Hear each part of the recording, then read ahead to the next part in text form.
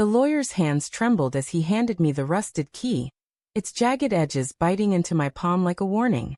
This was her final request, he said, voice low, eyes avoiding mine. My wife, Eleanor, had forbidden me from setting foot on her family's farm for all 12 years of our marriage. It's private, she'd snap, her green eyes flashing with a ferocity I never dared challenge. Now, 6 weeks after her car plunged into the icy river, the lawyer's words echoed in my skull. She left you the farm. But you must go alone.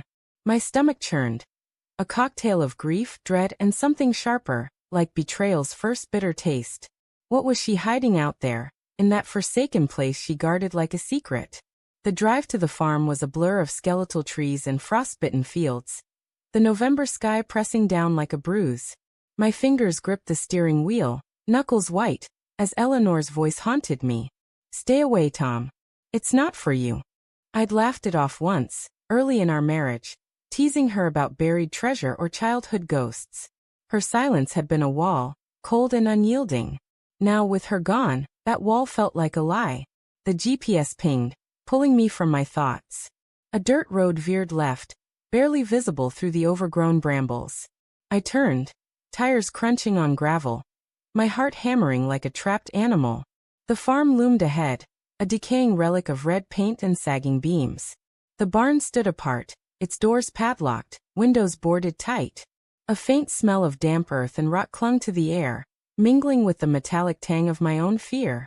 I parked near the farmhouse, its porch creaking under my weight as I stepped out. The key burned in my pocket. Why had she kept this place from me? Why was it mine now? My boots sank into the mud as I approached the barn, each step heavier, like wading through her absence. The padlock was old but sturdy, the key fitting with a reluctant click. The door groaned open, revealing darkness thick enough to choke on. Inside, the air was stale, heavy with dust and secrets. My flashlight beam sliced through the gloom, catching glints of rusted tools, stacked hay bales, and something else. A tarp-covered shape in the corner. My pulse quickened. I moved closer, the floorboards creaking underfoot, each sound a gunshot in the silence. I tugged the tarp free, and my breath caught. A wooden chest, intricately carved with vines and flowers, sat beneath. It was beautiful, out of place in this rotting tomb. My fingers traced the lid, hesitating. This was hers. This was what she'd hidden. The chest wasn't locked. I lifted the lid, and the world tilted. Letters. Dozens of them, tied with faded ribbon, addressed to Eleanor in a slanted, unfamiliar hand. My hands shook as I untied the first bundle. The paper smelled of lavender, her favorite scent, and my throat tightened. The words blurred at first, my eyes refusing to focus, but then they sharpened. My dearest Ellie, I dream of you every night, your laugh, your touch. My stomach lurched. The letter was signed James. Not me. Not her husband. I sank to the floor, the letters spilling across my lap like blood from a wound. Each one was a knife, intimate, tender, alive with a love I'd never known. James wrote of stolen moments, of meetings in this very barn, of promises to run away together.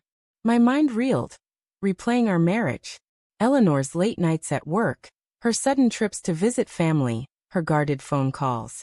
I'd trusted her, loved her, but the signs had been there, hadn't they? The way she'd pull away when I reached for her, her distracted smiles, her insistence on keeping this farm off limits. I'd called it quirks. I'd called it love. Who the hell is James? I whispered, my voice breaking in the empty barn. The letters dated back years, before we met, during our engagement, after our vows. My chest burned with rage, then froze with grief. Had she ever loved me? Or was I just the safe choice, the one she settled for while her heart belonged to him?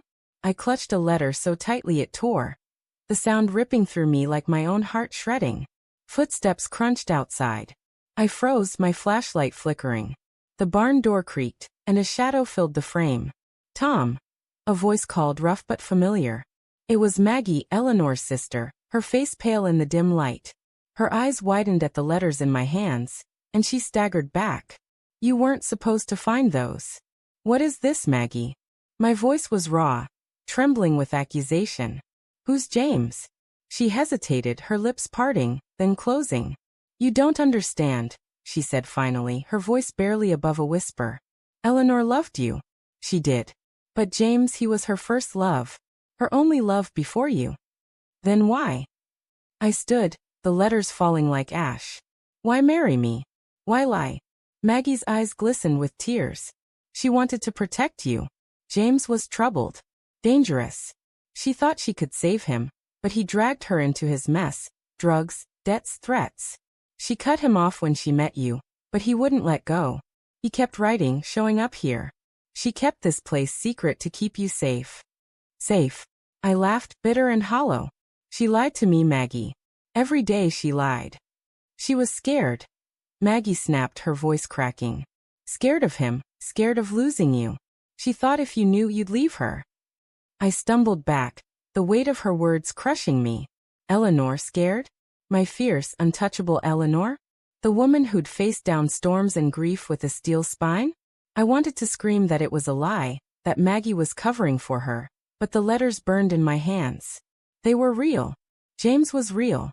Where is he now? I demanded, my voice low, dangerous. Maggie's face paled further. Gone. He overdosed 2 years ago. She never told you because she was ashamed. She thought you'd see her differently. The air left my lungs. I pictured Eleanor, alone in this barn, reading his letters, torn between guilt and love, hiding it all behind her sharp edges and secret smiles. I wanted to hate her. I wanted to forgive her. I wanted her back, just to ask why. There's more, Maggie said, her voice barely audible. She pointed to the chest. Under the false bottom. My hands moved before my mind caught up, prying open the wooden panel. Beneath it, a single envelope, unsealed, with my name in Eleanor's handwriting. My heart stopped. I opened it, my fingers numb. Her words were hurried, smudged with tears. Tom, if you're reading this, I'm gone. I'm sorry. I never deserved you. James was my mistake, my shame. I kept him from you to protect you, but I know I broke us. I love you. I always will. Please forgive me. The letter slipped from my hands, floating to the floor like a dying leaf. I sank beside it, my vision blurring. Maggie knelt beside me, her hand on my shoulder, but I barely felt it. The barn seemed to close in, its shadows whispering Eleanor's secrets, her regrets, her love. I wanted to burn the letters, the barn, the pain. But I also wanted to hold them forever, to keep her close, even in her betrayal. Outside, the wind howled, rattling the barn's loose boards. Maggie's voice was soft, tentative. What will you do now? I didn't answer. I couldn't. The farm, the letters, Eleanor's confession. They were a puzzle I'd never solve. She'd loved me maybe, but she'd loved him too. And now she was gone, leaving me with a key, a chest, and a truth that cut deeper than any lie.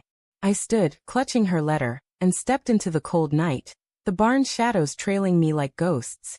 The farm was mine now, but so was her betrayal, and I'd carry them both until I broke.